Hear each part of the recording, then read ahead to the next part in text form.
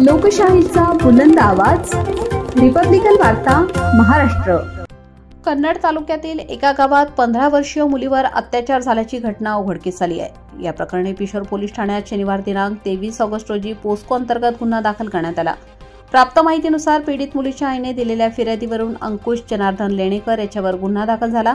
शनिवारी रात्री 10:30च्या सुमारास आरोपीने पीडितेला फोन करून धमकी दिली, तू बाहेर आली नाहीस तर मी आत्महत्या करीन असे सांगितले।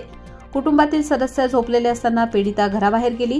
आरोपीने तिला कपाशीच्या शेतात नेले, तेथे जबरदस्ती करून घरी तिच्यावर अत्याचार केला। नंतर ही बाब कुणाला सांगितली तर आत्महत्या करीन अशी धमकी देऊन आरोपीने घटनास्थळावरून पळ काढला होता। परतताना पीडितेला चक्कर आल्याने ती शेतात बेशुद्ध पडली।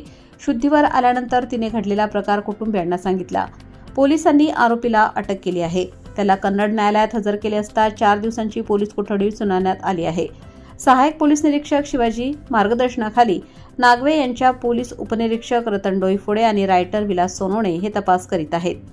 रिपब्लिकन वार्ता महाराष्ट्र प्रतिनिधी Milind Kumar Landge, Chhatrapati Sambhajinagar, Kannada. Subscribe now and press the bell icon. Never miss an update.